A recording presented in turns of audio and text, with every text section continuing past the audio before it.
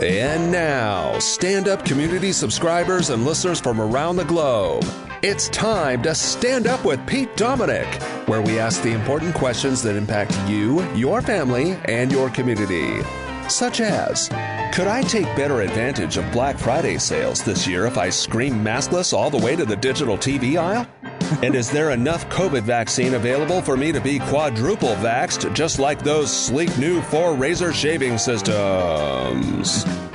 And now, the podcast host who takes all the vaccines plus any and all of the drugstore discounted whiskey, Pete Dominic. That is right. If they sold whiskey at drugstores in New York, I might consider it. Is that a thing, really? Thank you to my announcer, Pete Co. So great.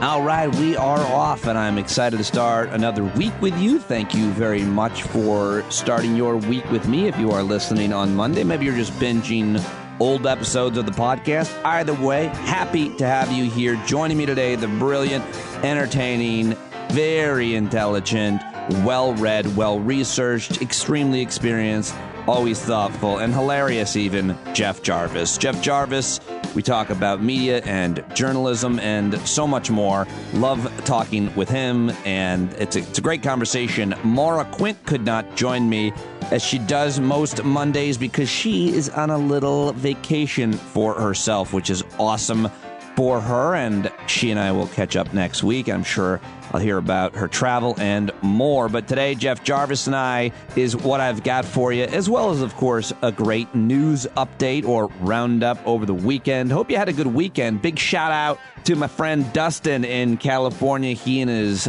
lovely bride, Heather, just became the proud parents of little Autumn, and he's a longtime listener, generous subscriber who has also become a friend like so many others of you, and love meeting you and talking to you and catching up with you, which I did with a few people over the weekend. Always so much fun getting to know you and talk to you. And anyway, congrats to Dustin and Heather and their beautiful daughter, and I hope you had a good weekend. I got my COVID booster. I got Moderna number 3. I wasn't sure if I should try a different one. I just went with the same. I got the Moderna number 3 Friday night around 7 p.m. and got pretty tired around 11 midnight. Had to pick up Ava and a friend from a party, which, surprisingly, this one didn't get busted by the police. I don't know who these people are that let their kids have parties, but my daughter gets invited to all of them, and being almost 17 is crazy. Anyway, got the booster, shut me down on Saturday. It wasn't that big of a deal, but I was tired, and my head hurt, and my muscles were a little achy. It was disconcerting that my testicles blew up to the size of 2 grapefruits, and they grew a tail, which was really weird. And then, I walked through my garage, and a bunch of screws and other pieces of metal just came flying at me. But my balls went down, and now I just feel like I've got superpowers. So it's pretty cool. More importantly, it was really dark and rainy and cold and windy. So I decided with the trifecta of cold, wind, and rain, I wasn't going out, and I was just chilling. And because Cornell Woolridge, who was on the show last week, suggested I watch that the morning show, I finally watched that. I binged a bunch of episodes.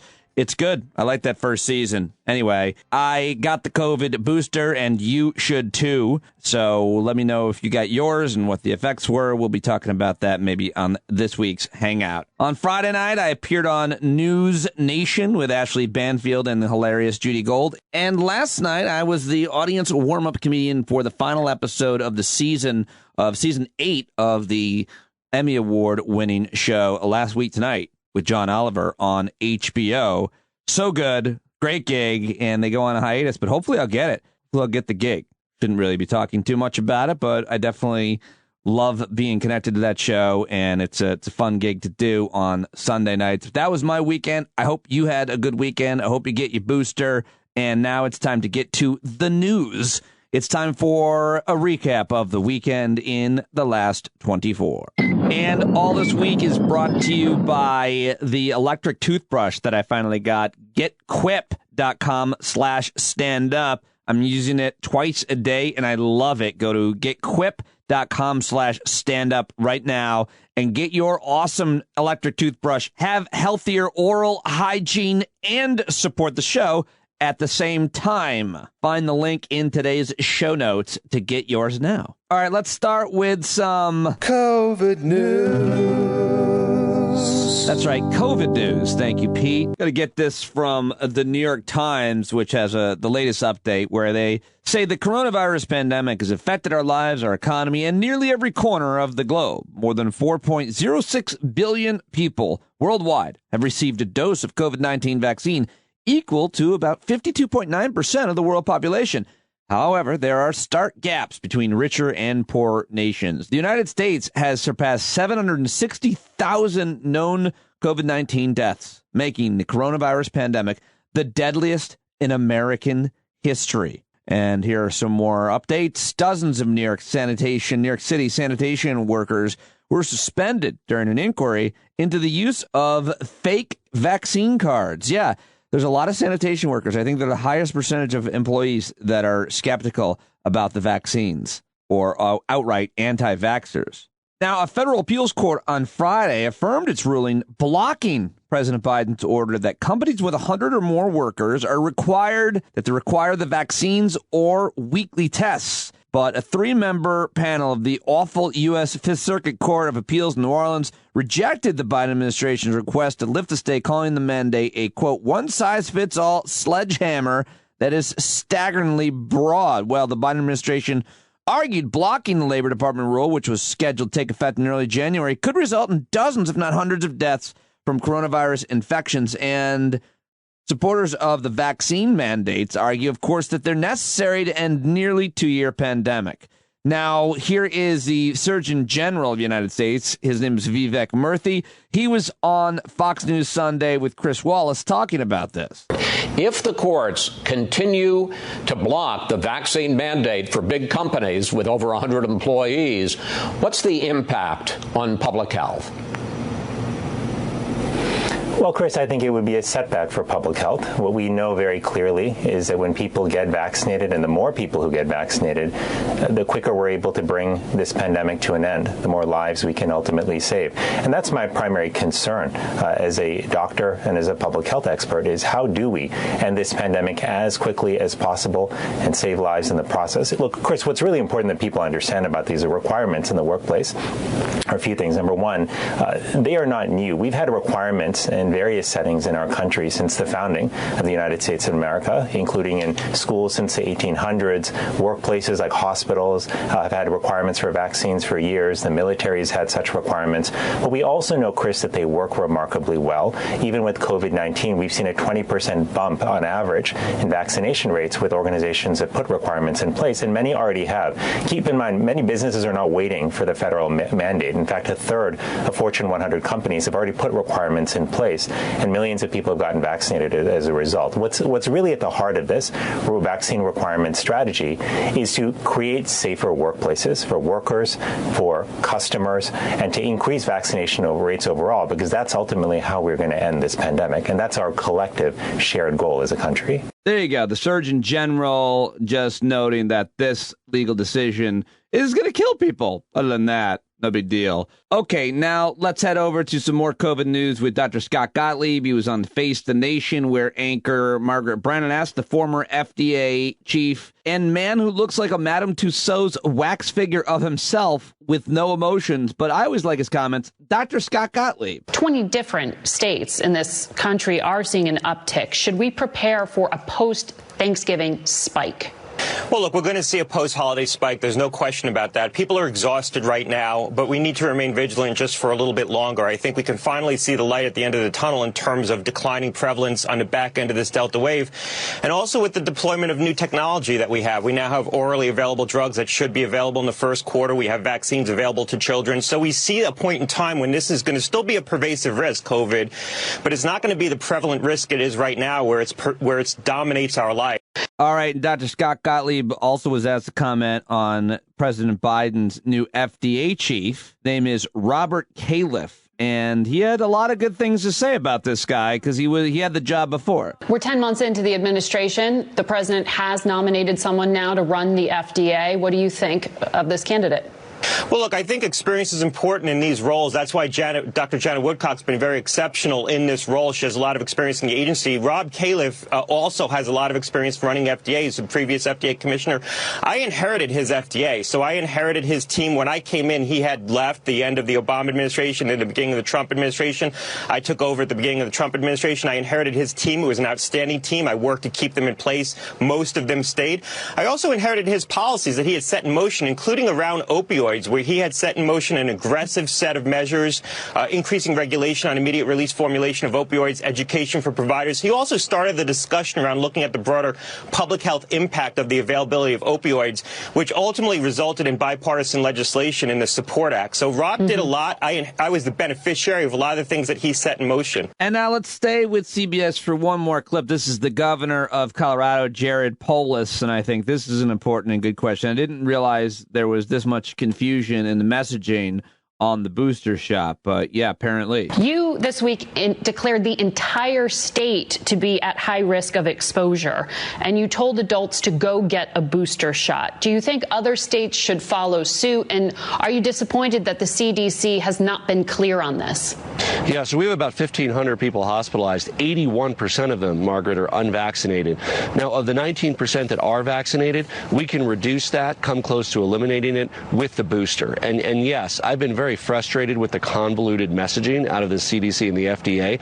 Everybody should get the booster after 6 months. The data is incredibly clear that it increases your personal protection level. That's why my parents got it, I got it, my family members got it. But it also can help improve the epidemiological state of a particular state or of the entire country, because you have folks that are ready to roll up their sleeves and add that extra protection to go from 70 or 80% protection back to that 90, 95% level of protection, which can really have an impact in preventing the spread of the virus. All right, Governor of Colorado, Jared Polis. And that is your COVID news. I gave you a lot right there in 10 minutes. That's a lot of context. Well, what questions do you have about COVID, about the booster shot, about the vaccines, about the mandates? You ask me, I get the expert. We learn together. Okay, well, that is your COVID news. Well, now it's time to get to crazy time. Yeah, well, I don't know if you heard about this, but over the weekend, the one guy who Obama fired him from the National Security Council, and then he said to Trump in the Oval Office at the inauguration, on Inauguration Day, he's like, listen, you just this Mike Flynn guy, you gotta look out for him. I know you like him, but he's bad news.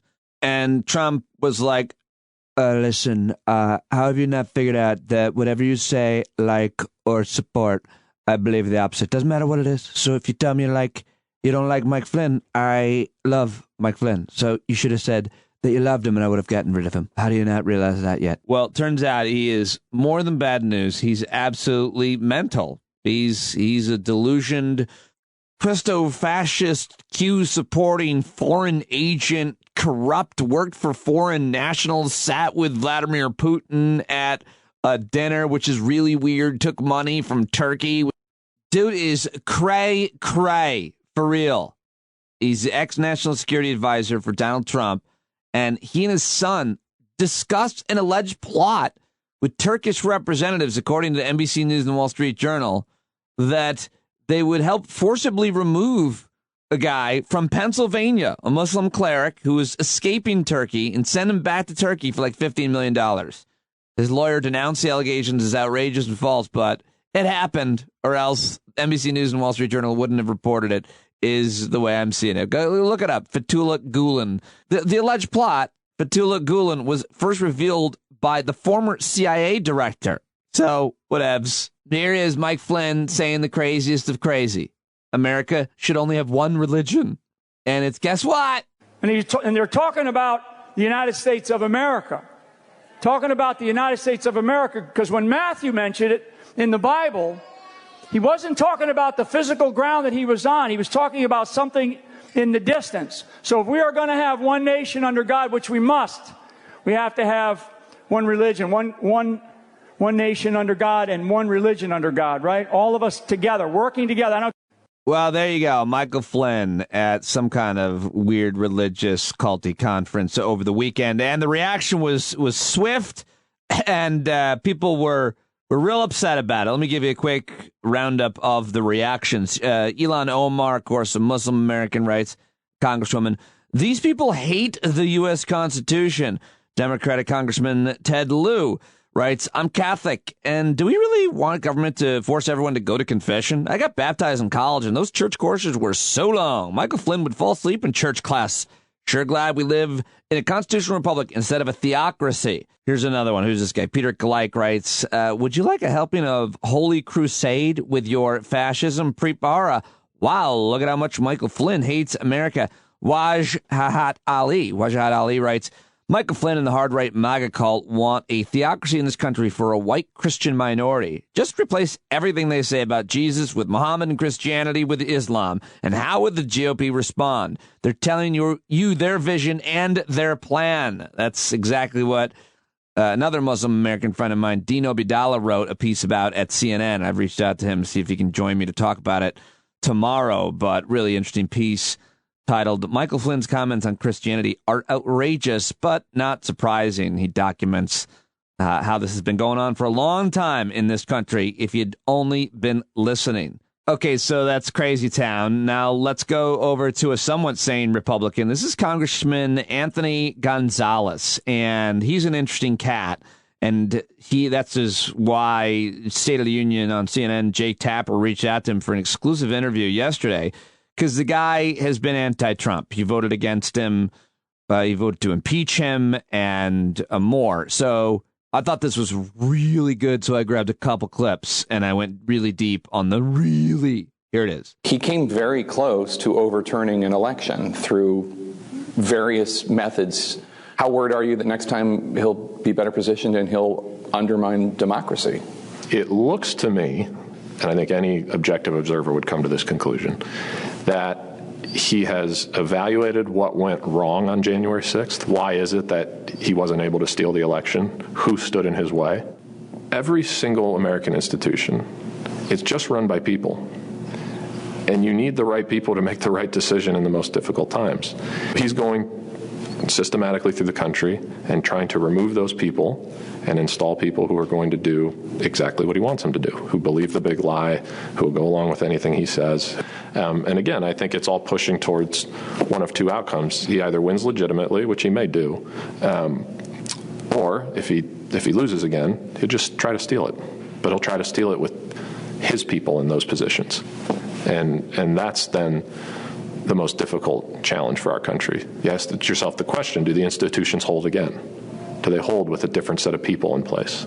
I hope so, but you can't guarantee it. And this conversation goes up a notch in the drama in this next part of it. I got to play. Here he is, Congressman Anthony Gonzalez with CNN's Jake Tapper. There are hopefully Republican voters and maybe even some Republican leaders watching you right now. What is your message to them? Two things. One, keep the faith. This country's been through a lot. We've fought through it, and we've persevered. The country, as much as I despise almost every policy of the Biden administration, and we could talk about that for 6 hours, the country can survive a round of bad policy. The country can't survive torching the Constitution. We have to hold fast to the Constitution. That needs to be the bedrock upon which we build our party and our movement. We have to be a party of ideas. We have to be a party of truth. And if the cold, hard truth is Donald Trump led us into a ditch on January 6th. The former president lied to us. He lied to every one of us. And in doing so, he cost us the House, the Senate, and the White House. I see fundamentally a person who shouldn't be able to hold office again because of what he did around January 6th. But I also see somebody who's an enormous political loser. And I don't know why anybody who wants to win elections going forward would follow that. I simply, I don't get it ethically. I certainly don't get it politically. Neither of them make sense. If he's the nominee again in 24, I will do everything I personally can to make sure he doesn't win. Now, I'm not voting for Democrats, but whether that's find a viable third party or whether that's try to defeat him in primaries, whatever it is, that's going to be where I'll spend my time. Because you're worried about what he'll do to democracy? Yeah, I don't trust him January 6th was the line that can't be crossed. January 6th was an unconstitutional attempt led by the President of the United States to overturn an American election and reinstall himself in power illegitimately. That's fallen nation territory. That's third world country territory. My family left Cuba to avoid that fate. I will not let it happen here. Can I stop him? I have no idea.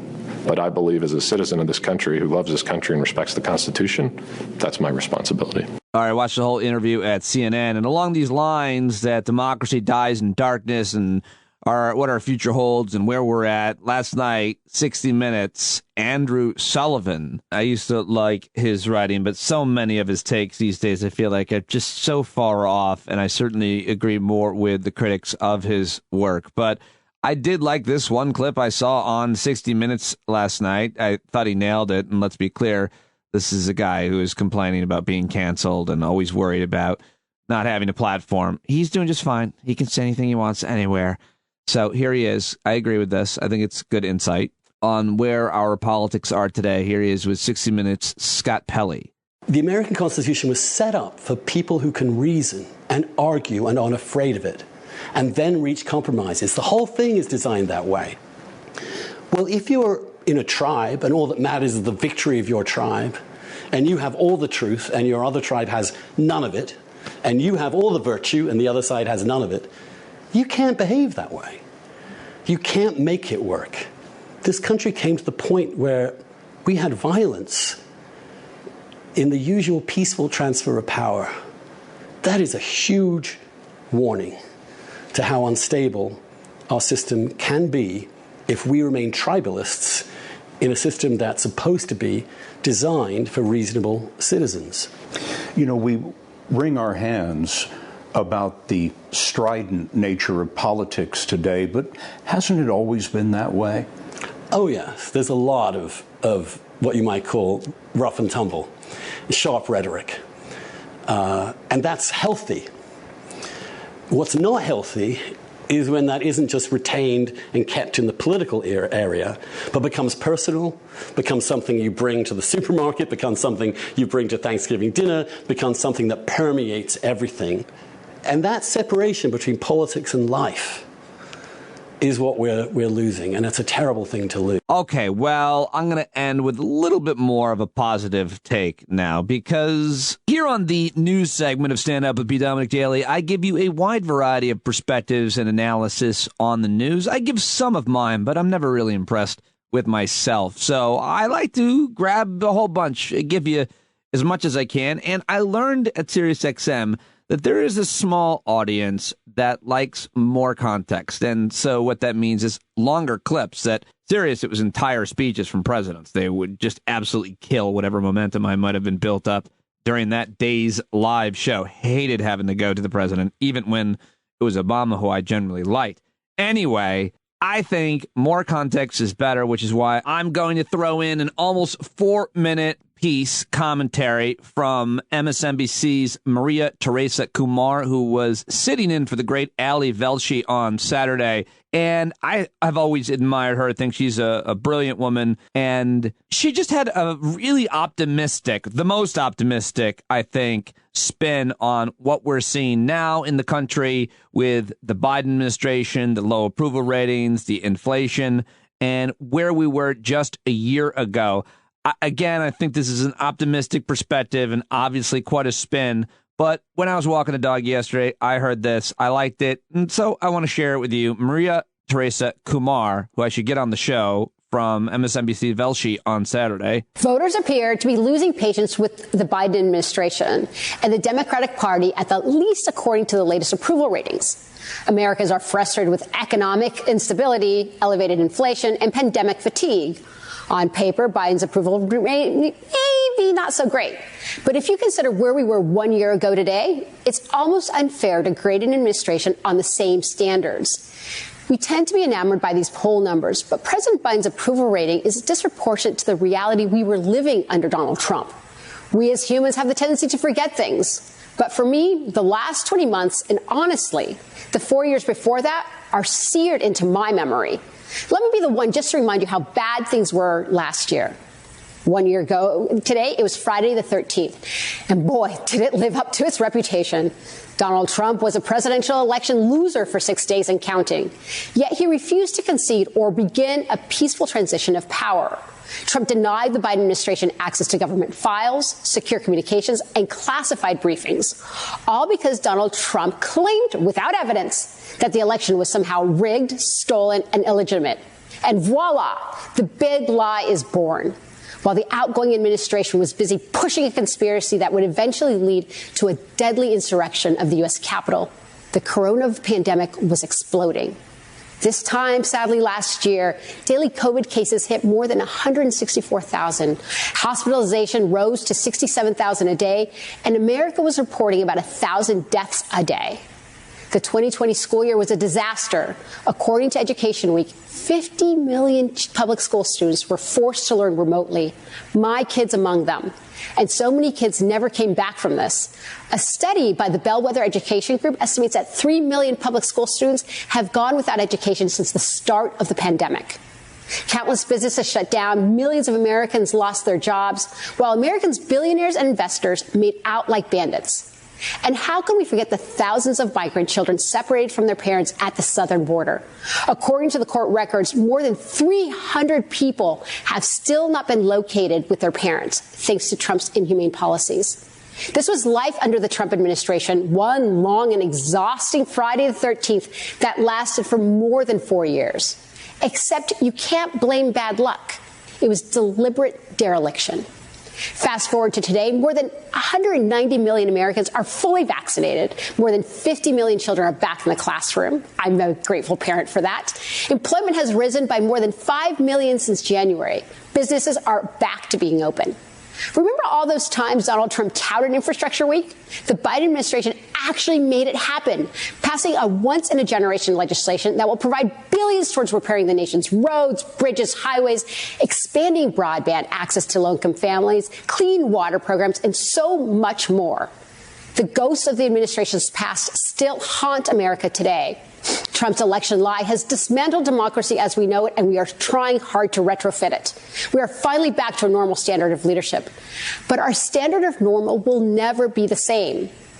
In a culture too fixated on immediate gratification, we must realize that we have made progress. There is light at the end of the tunnel, but similar to a century ago, when we were hit by the Great Depression, pandemic flu, and world wars, we must acknowledge that we've been through hell and back, and an honest reflection as a nation that it will take some more patience and time for the darkness to clear. Maria Teresa Kumar on MSNBC. Was that too long? What did you think of that? Whatever you're doing, whether you're walking or riding or doing something, I don't know what you're doing when you listen, but I do love to hear what people do while they listen to podcasts. I often listen while I walk the dog, and I was listening to that show on Sunday, walking the dog, and I heard that, and I said, I enjoyed that whole thing, and I think other people would too. That's usually the filter with which I decide to play clips and choose stories and conversations here. If I'm enjoying it, if I like it and listen to it, then I want to share it with you, which is why I love this clip of stand-up comedian Jackie Kashian, who I know tangentially through our friend Lori Kilmartin, and she's a veteran comic and headliner all over the country for years. And she got a new comedy special coming out. My brother texted me this. He's like, do you know this woman? This is hilarious. And so this is the clip. It doesn't need to be set up. It's from her new album, and I'm going to try to get her on to talk this week. Here's a hilarious clip from Jackie Kashian. So well delivered. There are people who wish it to be the end times right now because they want to get to the rapture.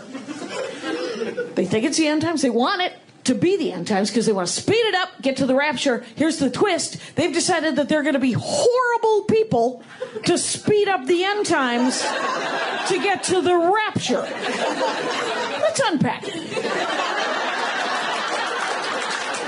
First of all, not the end times, just terrible times. Try to help somebody. Second thing, the rapture. I don't know if you know anything about the rapture. They're not taking horrible people.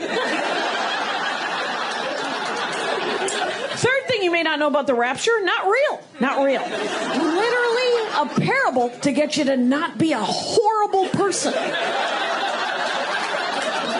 Comedian Jackie Kashian, who I'll try to get on this week. All right, that is the wrap-up of news clips and the COVID news, but now I've got to get to just the rest of the headlines before my interview with the great Professor Jeff Jarvis, which I'm so happy to share with you today.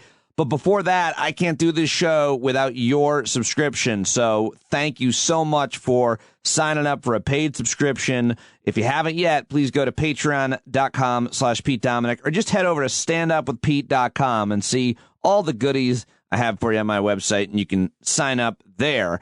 So that is who mainly supports this show. Also supporting this show is the Quip electric toothbrush, which is loved by over 7 million mouths. I've got mine, and I love it. You know, they say good health starts with good habits, and Quip makes it easy by delivering all the oral care essentials you need to care for your mouth. I'm not going to lie to you, folks. I've had a dirty mouth my entire life. I say bad words, and I don't keep it clean. Literally, I don't brush enough. I don't floss enough. I don't take good enough care of my oral hygiene, and I'm saying it to you right now, which is why the Quip electric toothbrush has been life-altering. You can also get their anti-cavity, I almost said anti-activity. That would be bad if the toothbrush slowed down your activity. No, it's anti-cavity toothpaste, I can't speak, in mint or watermelon that helps prevent cavities. Also, beyond the brush, they've got everything else you need to complete the routine. So you've got refillable gum and refillable mouthwash, a refillable floss pick that replaces over 180 disposable picks with every refill. It's sustainable as well because it charges up and stays charged for a super long time. So go to getquip.com/standup right now. Get your first refill free. That's your first refill free at getquip.com/standup. Spelled GETQUIP.com/standup. I'm telling you, it's changed the way I brush my teeth because it vibrates, got these sonic vibrations with 30-second pulses to guide a dentist-recommended 2-minute clean. And I love its design. There's no wires, no bulky charger. It's really sleek. It's really cool. And they got reusable handles and a range of metal hues, including what I got, the all-black one, also an all-pink one, bunch of bright colors. They've got a kid's toothbrush, and you're going to love it. So go to getquip.com/standup right now. Quip, one of the first electric toothbrushes accepted by the American Dental Association and backed by over tens of thousands of dental professionals, and they have over 20,000 verified 5-star reviews. Getquip.com/standup right now. Clean your mouth, support the show, live better along with me. Okay. How was that? Yeah, we did it. Now it's time to get to the news dump and a great new jingle submitted and collaborated on by Dan McDonald and, of course, the great Pete Coe. Another one ripped from the headlines.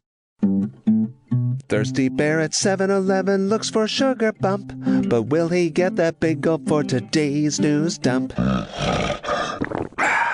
Yeah, I don't know how Pete Coe found the story of the bear walking into a 7-Eleven, but he tweeted about it. Dan McDonald saw it, wrote the jingle. Pete recorded it, sent it to me. You guys are the best. Okay, what do I have for you here in the remaining headlines? All right, so I got to tell you this one. Elon Musk is such an epic prick. He's once again trolling a U.S. senator on Twitter. The Tesla CEO has gotten a lot of attention the past few years for his stupid tweets. And earlier this month, he invited people to vote on Twitter to decide whether he should sell 10% of his Tesla stock so he would actually have to pay taxes. So Senator Ron Wyden, who I like, said rich people should pay more. In response, Musk tweets, "Why does your pee-pee look like you just came?" Yes, really. Days later, Bernie Sanders decided similarly to weigh in and tweeted, "We must demand that extremely wealthy pay their fair share, period." In response to this, Elon Musk tweets, he actually tweeted, "I keep forgetting that you're still alive." He added, "Want me to sell more stock, Bernie? Just say the word." I mean, so let me move on to another story because I can't even deal with that. I mean, I want a Tesla so bad, but that really just, I think, changed my mind. It's such a hard... I mean, you're always giving your money to assholes no matter what you buy. You go to Home Depot, you're definitely giving your money to an asshole. Almost any giant corporate retail outlet, of course. But God, it's just so reprehensible. Do other CEOs publicly say such horrible shit to people? And this from Glasgow, England, where climate negotiators from almost 200 nations reached an accord Saturday in the fight against climate change. It depends what news outlet, what opinion, who you're reading is going to filter their interpretation of the results. But the Washington Post says that acknowledging the problem isn't solved at the end of this conference, but setting up another attempt at more dramatic action next year, the Glasgow summit did not achieve the central goal of agreeing on action to limit the warming of Earth to 1.5 degrees Celsius above pre-industrial levels, according to the Washington Post. So the planet then remains on course for increasing severe damage and weather events. The nations did pressure each other to take greater action, and summit leaders say the agreement has at least keeps 1.5 alive, a destination possibly to be reached soon. So much more to talk about on that issue. I'll try to catch up with Dr. Michael Mann again this week. Who else should I be talking to? What reporting are you reading? Who would you like to hear on the show talking about what happened at the climate talks or what didn't happen? Rare tornadoes hit Connecticut and Rhode Island. The former mayor of New Orleans, Mitch Landrieu, is going to manage President Biden's $1 trillion plan. I love that guy. I don't know how good he's going to be managing the infrastructure plan, but he's a smart dude who knows a lot of other smart people. So hopefully he'll be able to do a great job. And I'd love to get him on the show. I wonder if he's doing any media. He might be too busy trying to spend $1 trillion. I don't think I mentioned this in COVID news, but Austria has ordered a lockdown for the unvaccinated in their country. Pope Francis has always been a champion for the impoverished, the poor, decried societies which rush indifferently past the poor, often judging them instead of helping them, as he celebrated Sunday Mass, attended by 2,000 indigent people. He said, "Don't judge the poor, who are often victims of injustice." He decried a society which, quote, hurries past the poor, judges them, and leaves them to their fate. He's used his papacy since 2013 to draw attention to those living on society's margins, and the Catholic Church dedicated the day to the world's poor. So that's nice to see, I guess. I'm just always so conflicted with the Catholic Church. And get ready for unrest, to say the least, in Wisconsin and around the country, as the governor of Wisconsin, Tony Evers, has authorized approximately 500 Wisconsin Army National Guard troops to report to Kenosha ahead of the verdict in the trial of Kyle Rittenhouse, whose closing arguments begin today, Monday. The troops will report to for state active duty as a way to ensure public safety along with local law enforcement. I'm sure it's going to go great. I'm sure everything's going to go fine. If past is prelude, everything should be just fine there in Wisconsin and around the country. I hope they get him on murdering at least the first guy that he shot and killed. But I haven't paid that close of attention to the trial or the analysis, so you could just really disregard my opinion, but looks pretty bad. And Sesame Street, according to the Associated Press, has finally debuted their first Asian American puppet. At only 7 years old, Ji Young is making history as the first Asian American Muppet in the Sesame Street canon. Ji Young, the newest Muppet resident of Sesame Street, her name is a sign she is meant to live there, because in Korean, traditionally, the two syllables, they each mean something different. Ji means smart or wise, and Young means like brave or courageous and strong, the puppet explained during a recent interview. Yeah, the puppet does interviews. I interviewed, I think, Big Bird, I believe, and Oscar the Grouch, I think, when I was at Sirius. It was seriously an absolute thrill to be with those puppeteers and act like I was just talking to Muppets. I should try to find that audio. Where would that be? And researchers say they've uncovered the names of 102 Native American students who died at a federally operated boarding school in Nebraska. Researchers at the Omaha World Herald reporting the discovery comes as ground-penetrating radar has been used in recent weeks. Search for a cemetery once used by the school that operated in Genoa from 1884 to 1934. So far, no graves have actually been found, but researchers say they have uncovered the names of 102 Native American students who died there. And, well, that's all I've got for you on today's news dump. Sorry to end on a morbid note. You know what? Let's find something fun. All right, here's a good one. The CEO of the company Spanx, you know, what do they make? The form-fitting girdles? What are they? I don't know what they're called. But anyway, the CEO and founder of Spanx, Sarah Blakely, surprised her employees with first-class plane tickets to anywhere in the world and $10,000 in spending money after the company was valued at $1.2 billion in a deal with the private equity firm. So, you know, you probably should see that a lot more. But still, that's pretty cool and a good way to end our news segment. Don't you wish you worked at Spanx? I wonder if they get free Spanx, or at least a discount on Spanx. And that is, I won't say that word anymore. All right, and finally, time to get to my first and only guest on today's program. This guy has such a long and impressive bio. He is a fan favorite here on the show. You can visit Professor Jeff Jarvis at buzzmachine.com. And what can I say about this guy? He's the author of Geeks Bearing Gifts, Imagining New Futures for News. He is a professor at the Craig Newmark Graduate School of Journalism, where he's developed so many great programs. He's advised media companies, startups, foundations. He's a public speaker.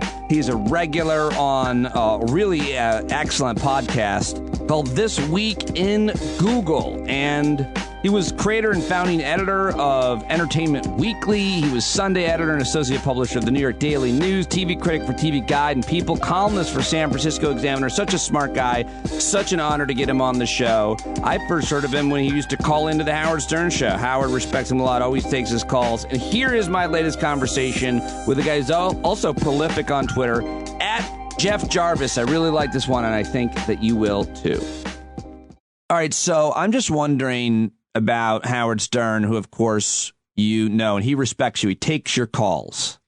And I'm wondering if his influence has waned with the fact that there's a billion channeled shows, podcasts, YouTubers. And I also wonder, more specifically, how his audience has splintered over Trump and COVID, because he has made no bones about his opinions on it all. He is on the side of the scientific consensus of things generally. And he's never on the side of germs. He hates germs. Right. So that has never. So I had a theory about this. You happened to mention, and I called into Howard, and bless him, he took my call. And I'm always afraid, by the way, it's going to be the last call he takes because it's a boring call. And this could have been it, because I told him I had a theory, was that if he had still been on terrestrial radio, Donald Trump would not have been elected, because there would have been an alternative on terrestrial radio for just a different view from the right-wing nut jobs that have now since taken it over. And that their minds wouldn't have been totally taken over by the brainstorming of the right wing. And I put this theory out there, and Howard just said, no, I think you're wrong. And that was at the end of the call. Well, the reason that makes sense is because there's an overlap of people who would be likely invulnerable to the tricks and techniques and ideas of Donald Trump, and definitely listen to Howard. That's why the question, I think, is an interesting one, because there's a huge overlap of those people. It's not like it's some liberal talker that's out front about how liberal they are. I mean, Howard talks about everything, and I'm sure there's a lot of Trumpers that still love him. Yeah, he's pro-gun. He's Howard. He's masculine. Is he? In their view. He may talk about a small penis, but in their view, he's one of them, right? And until he goes too far left, I guess. But he's never. Howard's just Howard. He has his own iconoclastic opinions. But what it amounts to is the FCC successfully drove an insurgent, not in the bad current view, but in the old good view of somebody who would push power off the air and away from them. And that's why I think the First Amendment is so important. That's why I think the FCC's power over broadcast is so wrong. That's why Howard loves the freedom he now has away from them. But yes, he has less. It's not so much that he has less political influence. It's that he is less an alternative to what has taken over terrestrial radio. Those who really love him followed him. Well, specifically on the issue of COVID, it's been interesting to hear him savaging Aaron Rodgers and being outspokenly in support of the vaccine, because I think people trust him. They trust him the same way they trust Joe Rogan, or they trust Aaron Rodgers, or me, or anybody. There's a social trust that you give a person, and when they say certain things, it matters. And he has been very critical of Aaron Rodgers and very outspoken for some. I think that's a good thing, right? Yeah, it's a great thing. I also called in to thank him for that. My 95-year-old father, fully vaccinated, got breakthrough COVID. I'm mad as hell about it because half the staff in his retirement home was not vaccinated, and so I called in to thank Howard for yelling at these people. It matters greatly. How is Dad? What's the update? Dad is fine. I got him. We 3 weeks ago, we moved Dad out of Florida to New Jersey. I never have to go back to that petri dish of idiocy again. What else do you have to say about Florida? Oh, go ahead. I'm sure I'm offending, No, I do it. I do. I pick on Florida and Ohio, and yet I still go. It's, the same thing I do to capitalism. I know decent people who were stuck there, but I hate Florida and its present leadership. A friend of mine used to have a joke that the thing about Florida is that even the strip bars have early bird specials. It's weird, bizarre weird place. anomaly. I really want, if I had any funny bones in me, which I don't, I wish I were like you. It's one of the reasons I like to rub up against you and admire you, because I'm not funny. I would love to write a sitcom based in the town where my father lived in Florida, Sun City Center, where by law to live in the town, not just the complex, but the town, you have to be over 55. So it is a town of nothing but complaint and past tense. Yeah, you are too funny. Yeah, the whole thing is just old people complaining because it's Raymond's mother and father and George's parents. Seinfeld and Everybody Loves Raymond. Right. In a town together. Will we be that way? Oh, yeah. Yeah. But here's the thing. So my father's complex was started by retired military officers. My father was a lieutenant in the Navy back in the day. And so the complex was pretty much filled with those folks. A lot of Fox News you could hear in the hall. A lot of Fox News, right? And when they got for dinner, they could reminisce about their amazing service in World War II, primarily in Korea. And so I was talking to my sister, what happens with our generation? Do you have the deadhead retirement home? Which would work very well, I think. Everybody's just stoned, and that's the way to enter old age, I think. Yeah, there's Jimmy Buffett is, in fact, opening retirement homes. Is he? Yeah. Eventually, do you have the Taylor Swift retirement home? It does. Now you got me thinking, like, I never in my life considered about living in a retirement home. But if we could tailor them, I think maybe I'll create one and have I think it's a good idea. Listeners of the show, because we're pretty, they're all good people. Yeah. The stand up with Pete Dominic nursing. A step before that, Pete. What's that? You have to run the Pete Dominic cruise. Oh, I've seen those. I've been told those. Yeah. I had who is it?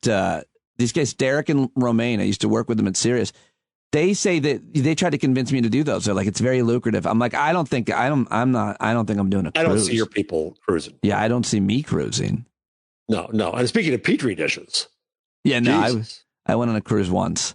So I wanted to ask you about podcasts because this week I was very flattered to see that you tweeted something and that you'd heard. You heard I'd played the McConaughey clips on the show the other day, and you tweeted about them. Showing him to be the liar that he is the next day. Hey, turning into a politician. Yeah, I don't tweet you enough, and I apologize for that. Well, you don't have to. Just the idea. So then I get an email from a woman who I was on the show this week. She's the president of the Brady anti-gun violence group, Chris Brown, and she's the president there. And she emails me. She's like, "Hey, I love your." She was on the show this week, and then she's emails me and says, "I love listening to your show now." And the fact that guests that come on the show also listen to the show is like that's when you know you're starting to do it right. And I was so excited and flattered that you ever check in on the show and then hearing from her. And so I want to talk with you about, because you told me that we can talk about podcasts, because you've got some new ideas that you're seeing about how to find good ones, because it's bizarre how. Well, no, I'm going to whine that there aren't enough. good ideas to find them, because I decided. So I listened. I also saw that you had Jason Johnson on, and I'm a huge fan of Jason, as are you. Yeah. And by the way, I'm really curious to hear your prognostications about what might happen with Brian Williams' slot and moving chess pieces at MSNBC.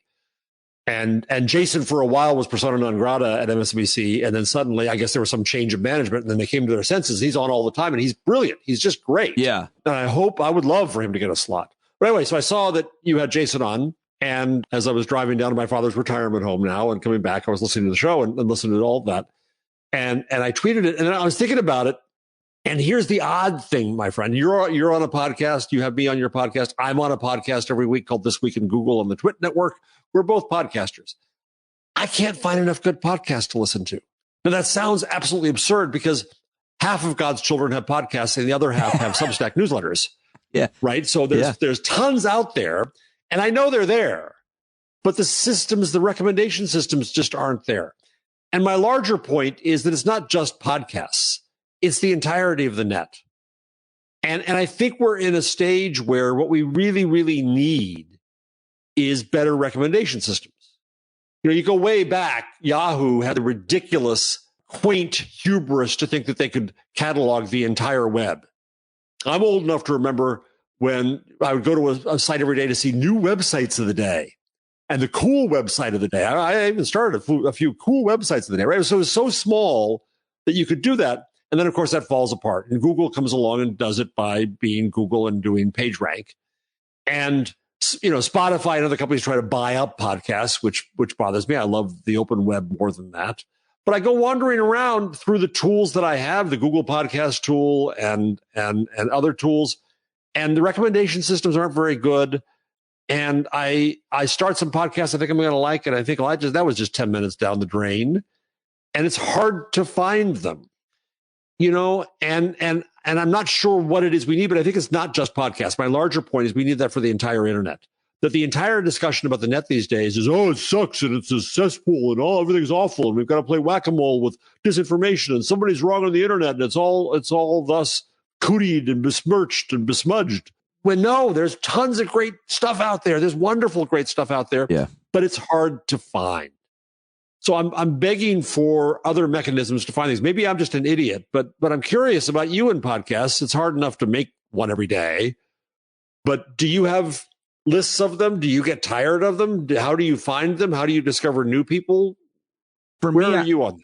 Well, all good questions. I only have one answer, which is I generally find podcasts through word of mouth. My wife is a huge podcast listener. She's turned me on to more podcasts than anybody, and I let me recommend one, Conspirituality, where I just I lifted and booked a guest from that about how to talk to climate deniers or science deniers. Anyway, they just these super smart guys that talk about conspiracies and break them down. And actually, I can't even describe it. I've heard one episode. It's great. Word of mouth is how I hear about them.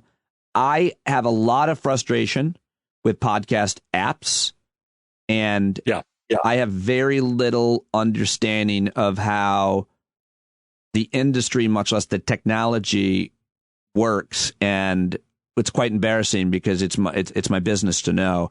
I'm still in a mode of producing an almost 2-hour podcast with 2 guests and a news segment every day, and trying to manage the business of it with subscriptions and ads, and I'm doing everything myself. That I'm not even spending any time learning about the industry, and I definitely need to. And I should go to a goddamn convention.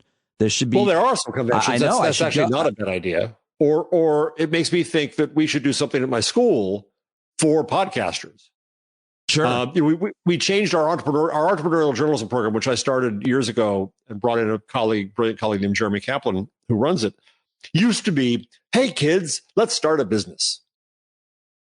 And there were some good businesses that started out, but that's really, really hard. You need prototypes and teams and ideation and all this stuff. So it's changed recently. It's now at the school a 100-day online-only program for the independent, resilient journalist who serves communities and markets directly through tools like podcasting, Substack, YouTube, and gets support through them and places like Kickstarter and Patreon and so on.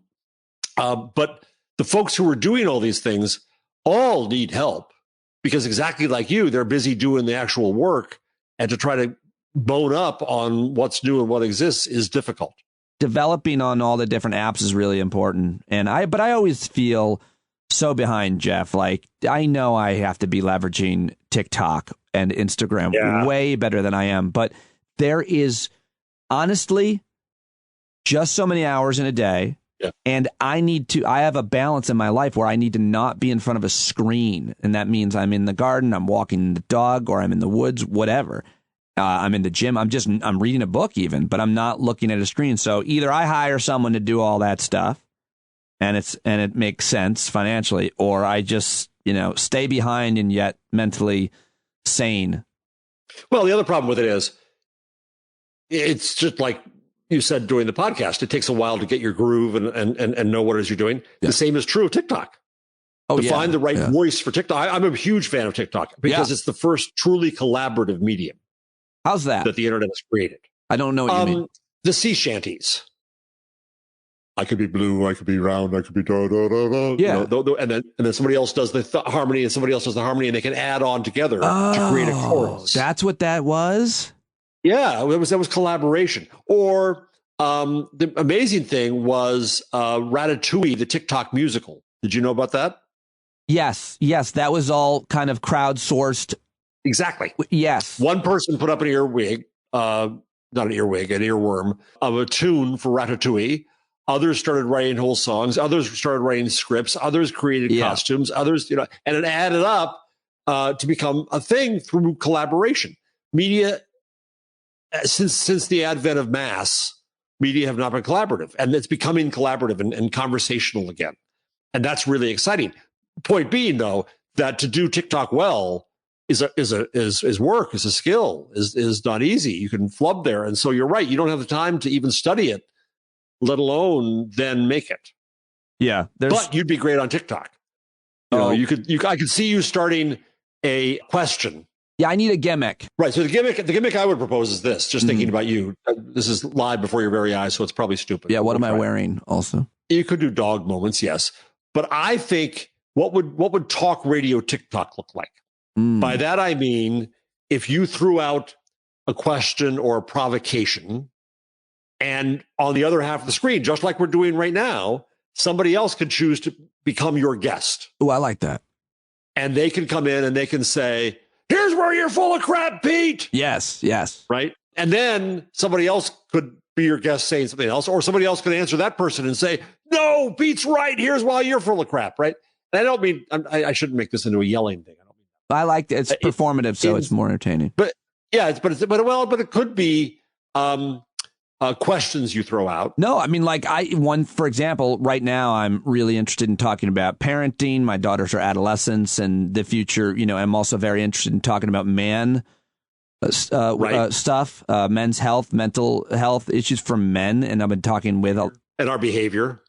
Yeah, all of it. Yeah, what is a man, and what do we need to do to be better, and all that. I have that conversation a lot. So something like that on TikTok would be really fun, and it'd be really, really good, I think. And you could get. And the thing is, to all of these things, to bring a tribe matters. So you already have the tribe. Mm-hmm. Hello, tribe. How you doing, tribe? Hey, tribe. And so they could come in and prime the pump. Demonstrating this. So I'm on this podcast called This Week in Google. It's part of the Twit network, This Week in Tech. Yeah, it's a great show. By Leo Laporte. Yeah. And really Leo was an old broadcast guy who decided to start his own company. He's been running it for more than 10 years. He's open about his business. Pre-COVID, he was getting like $9 million a year revenue running these podcasts. Really great.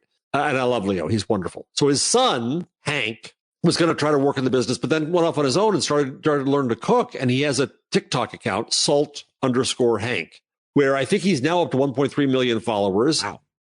CAA is calling him as an agency. He's building the tribe. He's building a reputation and a genre of food there. And it's great, delicious stuff. And it's amazing. So I tell my students, you can do this too. You can make something out of this. You got to work at it. You got to work really hard, but it's there to be made. Well, you have said tribe twice, and I think that minimizes what he's doing, what I'm doing, and I love this word community. Yes, and normally I use that word. Yes. However, you've got to be we have to talk about the different communities. And it to me, the finance of it is really interesting because you can either go and work in corporate media at CNN or at Comedy Central or Sirius XM and make a few $100,000, but you're working there. Or you could do that, but you need millions of listeners over there in that giant. Or you do it on your own with a few thousand and make equal or more money, and you're completely independent. There's a lot to talk about there, but the question becomes: is the community a healthy community, Jeff? Because you can create horrible communities with Nazis and conspiracy theorists and white supremacists just as easily as you can build a thoughtful, curious, kind, compassionate, hilarious community like mine. Yeah. And community is my lifeblood too. I started a program in social engagement journalism at the school, and it's all about communities. And you've heard me rant before. What the internet does is kill the insult of the mass. So yes, and people don't belong to one community, right? They belong to many communities. I hope. And out of affinity, need, circumstance, interest, right, all kinds of things. And that's what the internet allows us to do, and that's the beauty and the future of the net. I love it. I think it's, in terms of my own experience with it, I'm saying I love it. And I know the people who are part of it love it because it's helped us get through the past couple of years of uncertainty. And I think what the currency for what makes a show or a community work is the social trust of it. Like, folks trust that I'm going to reach out and talk to people that know their shit. And then I'm going to ask, good questions. And whatever else they trust about me, whatever else it is. But that's what it is. I heard these guys talking about it on that podcast I'm telling you about, Conspirituality, as to what we are fragmented in. It really is your trust network, your social network, and how it's trust. Do I trust that the epidemiologist he's going to have on is, or do I have to find my own? Right. And some people trust idiots and fools and insurgent jerks. And that's a problem in society. And the only answer to that, I think, is education. We're not going to solve that through media or through technology. But yes, trust is everything. And being able to, that's what we come back to, this question of discovery on the net. Being able to find those experts. I talked on the show before about my Twitter list on COVID with 600 experts. And it was not hard to find them on Twitter. Twitter, for various reasons, knowing who linked to whom, looking at the bios, looking at the verifications, looking at their credentials. It was not difficult to find the experts that existed. And we've got to invent more systems and institutions for this on the net. I was listening to a professor from Harvard this morning talk about early censorship of science writing in print. That's the kind of thing I do for fun. She has a new book named Hannah Marcus called, I can't remember the name of the book, but if you look it up, academic book that I just bought. And as she was talking about censorship of early science, a lot of this was the Catholic Church going after the Reformation and trying to get rid of people. So in a sense, that was their version of curation. But there's also the other side of it, which is looking for the good stuff. And there's huge opportunity to be looking for the good stuff in this new wealth we have. Our old institutions won't work. I'm fond of telling the story of, in fact, I have the notes right here. In 1470, watch out, Niccolo Perotti wrote a letter to Pope Paul II in what is believed to be the first call for censorship of printing. Niccolo was pissed off. He read a really crappy translation of Pliny, and he complained to the Pope about 22 grammatical errors in it. And he said, Pope, guy, you got to do something about this. You got to control this. You got to appoint a censor to approve everything that gets printed because it's sucky out there. Sound familiar? And what I realized was that Perotti was not asking for censorship. He was seeking new institutions, namely the institutions of the editor and the publisher, to assure quality in this world, to find quality. And the institutions of editor and publisher are closed and screwed up, and they're walled gardens of their own sort, but they were necessary to find and ferret out and improve quality in print. Well, those institutions don't work on the internet. So we got to invent new institutions. We got to figure out new ways to do things at a different scale and different means. But if all we do is concentrate on no, there's crap out there, then we're stuck with what we have rather than building what we want.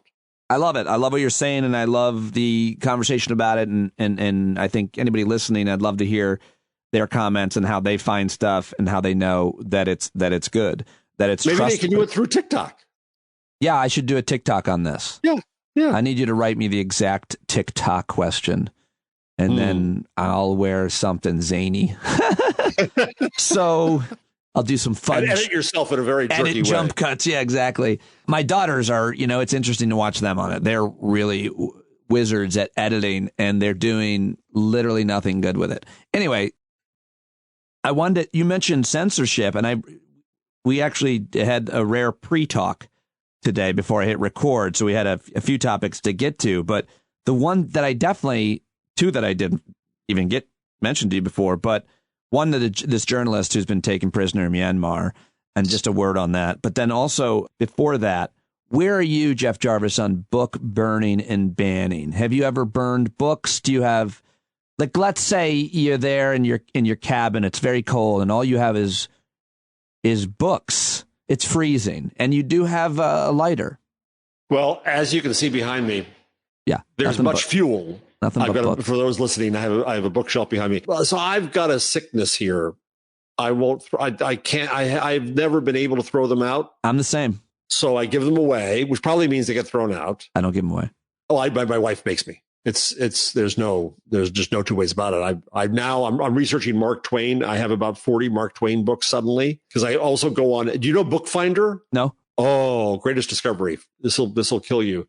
Bookfinder is the meta search of Abe Books and Amazon and all of the other used book searches. And so you go to bookfinder.com, and I search for, a book about Mark Twain by his friend, Mr. Howells, the former editor of The Atlantic. And it's there for $4.95. Well, at that price, who could refuse? So I could probably look it up in a library.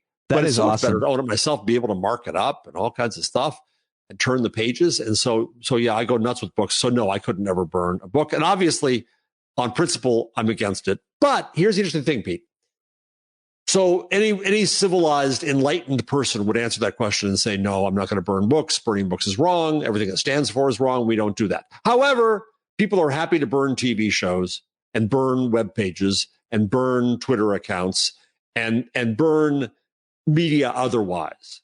And we don't respect speech in other media as much as we do in books. I don't think we should reduce our respect for speech in books, but we should increase our respect for speech in other mechanisms.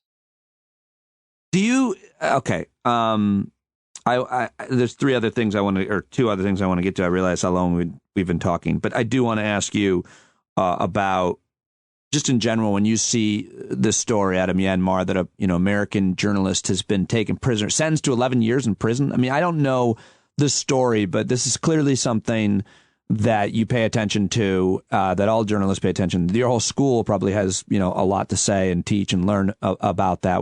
I mean, I don't know if you've been following that specific story, but how do you react when you see something like this has happened? It's tragic. It's frightening as a journalism teacher to realize that I could be sending some students out into that. I was on the San Francisco Examiner when we did this stories about Jonestown, and my friends and colleagues were sent there, and one of them died for having done that story, and the other was injured, Tim Reiterman. And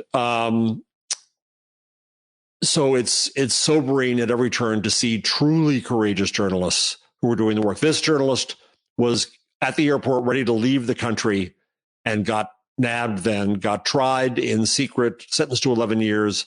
And there's other so-called charges against him. He's being used as a pawn and a ploy, but in a terrible prison. And the risk and danger that he's under is awful for doing his work, for trying to inform the world about Myanmar.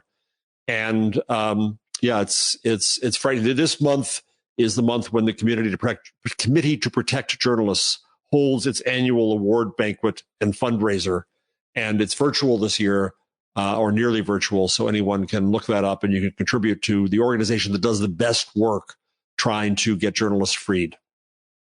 And we had a president for 4 years who called journalists enemy of the people. That has not been, I don't think the impact of that repeated message has been examined well enough. But part of me is happy I don't walk around with a CNN microphone and a CNN van or a Sirius XM microphone. I mean, it's gotten very dangerous because that was increasingly dangerous. But once Trump started calling enemy of the people, I mean, does your school study the impact of that? What are your thoughts on where we're at right now, given, that the president is Joe Biden, but Donald Trump is still out there savaging everyone and anyone as long as he can?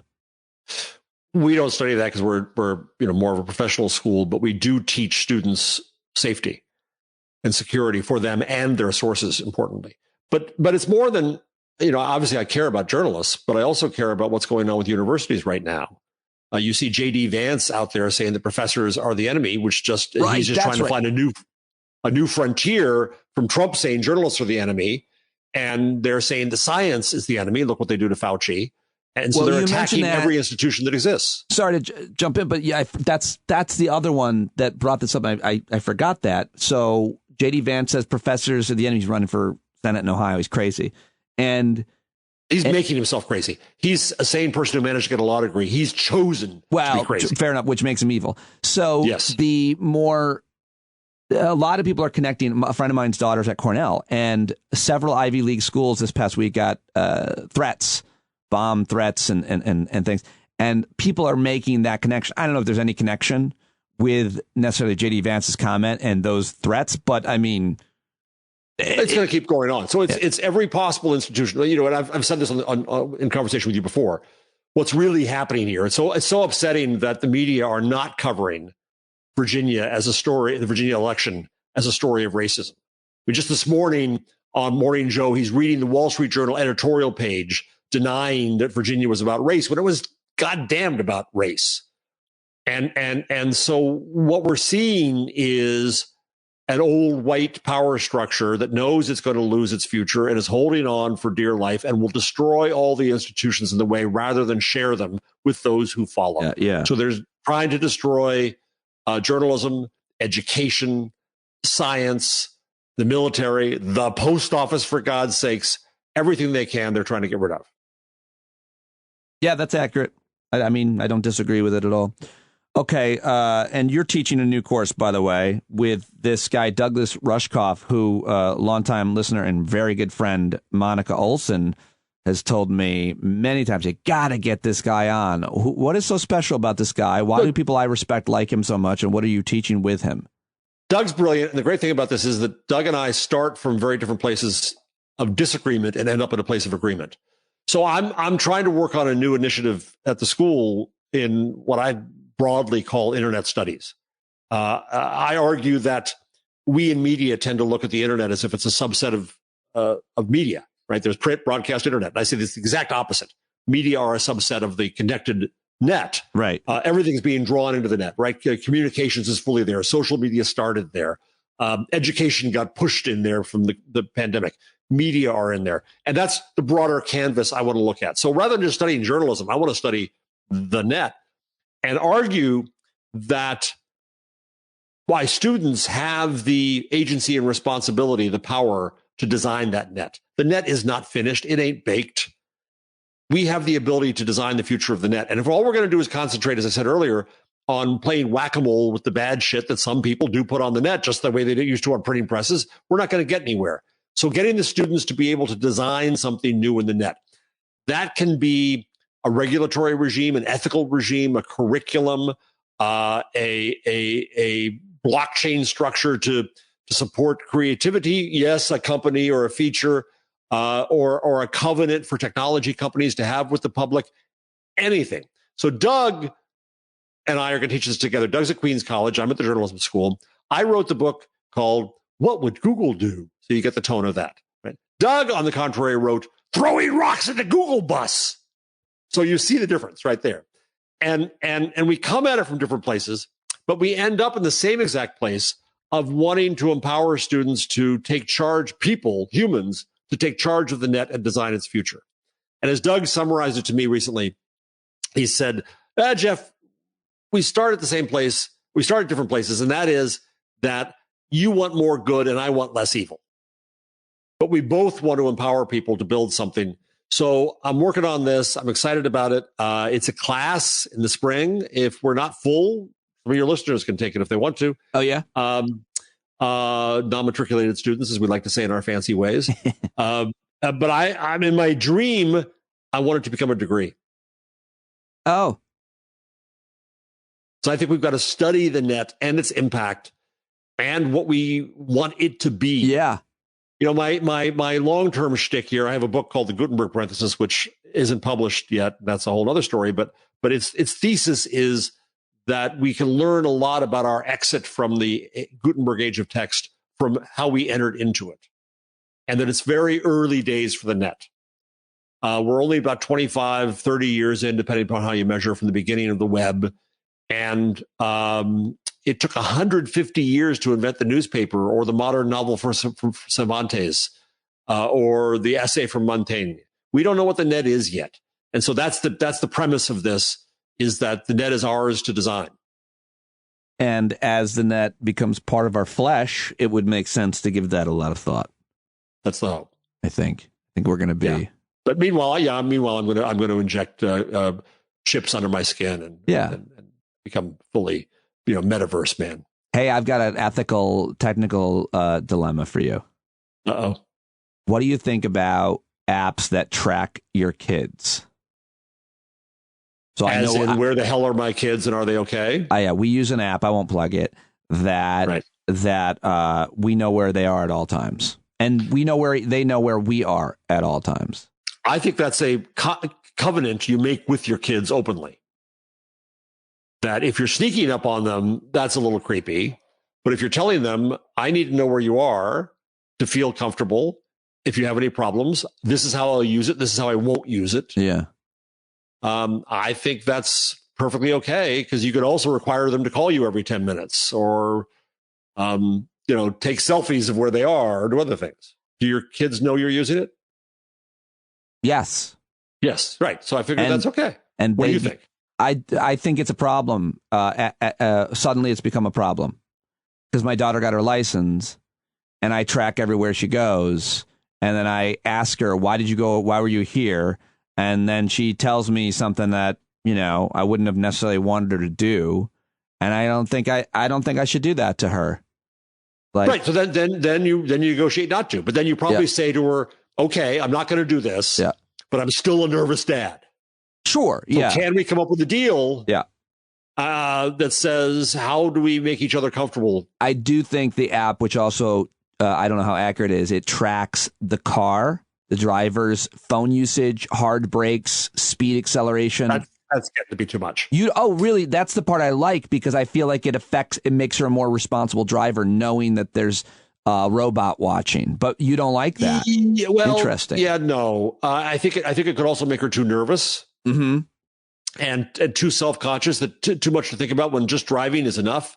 I just saw on Twitter, there's a guy I think the world of named Mike Masnick. You should have him on. He has the podcast and site called Tech Dirt. He's the most intelligent person covering technology in the internet.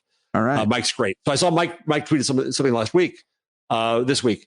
Someone was proposing that cars should have a mandatory alcohol breath thing in it before you can start it. Yeah, right? You got to breathe into something or test your somehow your blood alcohol level. Yeah. And you have people like Shoshana Zuboff trying to argue that all capitalism is surveillance, and I think that's moral panic and going too far. But this is surveillance.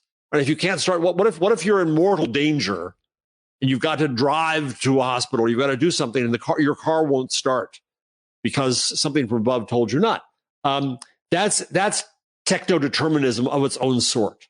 That's trying to solve a human problem with technology and thinking we can get there. And that can't we learn that's the wrong way to do it? Technology does not cause all human problems. It doesn't solve human problems. It's just a tool we can use well and badly. It can be designed badly. It can do things that are bad. I'm not saying that technology can be bad, but it amuses me when the people who decry technology for what are in fact human ills then try to use technology to solve said ills. And that's not going to work. I don't know where I stand on any of that, but that is fascinating. And clearly you've thought a lot about it. And I want to think a lot about it. And I know that, and I want people that just heard me talk about how we use this surveillance technology on our kids to tell me that we're monsters and why. I have no hard opinion of it. I really don't. But I've just started to change my opinion on it, thinking maybe this is not good for my teenager based on some events that occurred. Right. Final question to you, though, is let's just have fun. Brian Williams stepping down. By the way, I've heard 3 people, just off the record to me privately tell me about how much they admire him. And then they've seen a lot of public attributes. But I guess I don't know him. I guess he's got a very good reputation about how he treats people. And I made a mistake when I was still a TV critic. I thought that he was a bit of a stiff board, and I said something about him being humorless, and people said, "Oh no, you're quite wrong. He's very funny." In fact, that's kind of what got him in trouble. Is he loves his quips and he loves the story and he loves the yarn. Going on those late night shows and being funny, and and I think that on at 11 o'clock, I came to like him a lot. I think he was very good on the breaking news stuff, election night and all that kind of stuff. So I'm actually going to miss him. Okay, but so anyway, the more fun thing is not to eulogize Brian Williams, who I'm sure will continue to do whatever he wants. But who gets the slot? What kind of show? Because now you're making me think. Because Jason was like, "Yeah, we got to talk," and then he goes, "Did you hear the news?" And I'm a little naive to think. And of course, Jason wants that. I can tell you that right now. I'm sure he'd love to do it. But and Jason's so fascinating because, as I mentioned earlier, it's no secret. He just kind of disappeared for a while on MSNBC. And then I think there was a change in management. Such that they realized the error of their ways. And he was back and he's doing brilliant work. And, he was just on this week at 6 o'clock. And I just sat there just admiring how good he is. Because he speaks honestly. He has his limits. He knows how to make the show. Now, he's not a TV professional. And you know how hard it is to take on broadcast and get it right, and he did. And he's not highly academic. He's highly pop culture. I love it when you and he talk about pop culture and sports shit. I don't understand, but that's fine. Yeah, he can do TV. He can do sports. He can do you name it. Yeah. But he has a perspective. He has a voice. Sure. And that voice is there only right now, pretty much with Joy Reid at that hour, and they're different people. And they have different perspectives. For sure. And we need more of that perspective. So I would love it if they would put him on all the time. But look at what happened on the weekend, right? You and I were both friends with the Up Show on MSNBC on weekends. Yeah, David Gura. David Gura was great. I loved David. David was really good as a conversationalist, right? He would get the panel together, and I loved the conversation because I was part of it. You were part of it. That's where I met you. And then they got rid of him, and then they kind of whipped out and didn't have the guts to say, "Here's a new franchise for somebody." So we're going to split it up between 3 people when Joy leaves and when David was forced out. So I'm afraid they're going to whip out and do something similar and say, "Oh, we'll have one of this and one of that and one of this and one of that." To really make it work, you've got to have the franchise. You've got to say, "This is my show." Yeah. Now, the other thing, I'm not sure nobody knows what the deal is with Rachel Maddow. And, supposedly she wants to work less. Is that like Howard Stern, where she gets 46 weeks a year off on vacation? I mean, is it working fewer days? I don't know. So there's that supposedly is in the mix too. Yeah. But I think that a bold statement like Jason would be great. And there's others I could nominate too, but I start with him because he would come to it with a worldview and a perspective and a strong sense of what the show would be. What do you think? You're friends of his. I think Jason can do whatever he wants because if someone gives him an opportunity, he gets good at that thing. And he does the things that he likes, and he's very well liked and well respected as far as I know. And I think he'd be great at hosting that. And I know he would want to. And I'm not saying I won't even recommend necessarily another person. I can't even think of anybody off the top of my head that I think would be. I mean, there's so many, but I am still stunned that no media or entertainment agent has just said, "Let me put a camera on Elie Mystal." Yes. And it doesn't matter what he's doing. He could be, that there's I'm sure you know, there's huge YouTube accounts and maybe Twitch accounts, more importantly, where people just watch someone play video games. Right. I've pitched a show publicly that me, Wajad Ali, Jason, and Ellie, or anybody in Ellie, any other 3 people in Ellie. Yeah. Just sit around and talk. But more importantly, that guy is a gold mine. And it's bizarre to me that no one has just backed up a money truck to him and said, you do whatever you want with this show. It's yours. Just Netflix, anybody. The dude, I'll watch him make food. I'll watch him talk to his kids. I'll watch him do whatever. The Elie Mystal parenting show right there alone is platinum. He's hilarious about his kids. He's hilarious about being, the grumpy dad. And I'm sure he's a wonderful father, but he's funny on it, right? He's just great on the law, on politics, on race, on anything. Yes, Elie Mystal. I mean, I could also see, it's Jason had Ellie on just the other day, right? And so you could see almost the new Huntley Brinkley. I guess. I mean, I wonder where their viewpoints diverge, what subject matter. Obviously Ellie's that's what's interesting. Legal expert, but I don't know. I that's what I'd like to see. That guy doing anything. I'd like to see a show where Elie Mystal learns new things. I don't give a shit. Elie Mystal learns how to build a fence, a garden. I don't know. I'll watch because he's hilarious at all times. Yeah. Once I went out with him and had drinks, and he just was screaming the whole time because it was live music. But I was just listening, and people would just interrupting him and saying they recognize him, and then he would just go back to screaming something. And it was just like one of the most fun nights I had. It was great. He's brilliant.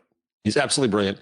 And my fear for people like Ellie is I never, ever, ever want him to have media training. Oh, yeah. No. Less or more important, like executives telling him anything. Just give him money. Let him be the executive producer and host, and then he can hire people that he trusts, and they all collaborate. And he can scream about whatever he wants to scream about. Anything he wants. Anything at all. I'm there for it, and I'm paying. I fear what executives would want to do to him. He should just start a fucking Patreon is what he should do, and just and not do anything. Just turn the mic on, do whatever you want. I'll show up. Oh yeah, absolutely. I would too. I want his, and it also goes back to this TikTok idea. The other way to do it is somebody can come on a TikTok and say, "Ellie, I want you to rant about this." Yeah. And he can pick whether he doesn't have to do it. He can ignore most of them, but he can pick a good one and say, "Well, you asked for it. Here it is." I would love that. I should just put my money where my mouth is and just pay him as much as I possibly can to do a regular segment and give him all the money that people's. I mean, he's just that good. All right. He's great. Jeff Jarvis, I love you. I appreciate you. And I don't. Where does the time go when we talk? Thank you. Thank you. All right. Well, we went all over the place, but I thought it was a great conversation, a great way to start off the week. And I've got a lot planned for you this week. But I always want to hear from you. What is your feedback? What are your ideas? How can we promote the show? Who do you want to hear on the program? What are some other mediums we can use? Video and TikTok. How do we add to the community? I would love to always hear from you. standupwithpete@gmail.com. Give the show a review on Apple Podcasts. That's the best way you can promote the show. More people can find it. Go to Apple Podcasts and give a review of this show. And thank you for listening and subscribing if you have already. If you haven't, what are you waiting for? StandUpWithPete.com right now. And now it's time for the great Grammy Award winner, singer-songwriter John Carroll to take us out, as he always does. Also included he gets credit for today's vitamin N picture. If you haven't been sending those, if you haven't been getting outside and taking photos to share with the rest of us, no human man-made objects, please. If you can, just send it my way. standupwithpete@gmail.com. If you're a subscriber, you get the email every day, and you get vitamin N. Today was John Carroll, and here he is to sing to us as well. What a great contributor to this community. Thanks, Johnny. Happy Monday. Talk to you tomorrow. Point your rifle to defend your town. Just stand up. Stand up. You know they can't deny what you're laying down. Boy, you better stand up. Stand up. Show your face of every color, yellow, black, red, and brown. She's the place where every lost child will finally be found. There's only one thing to do before we stand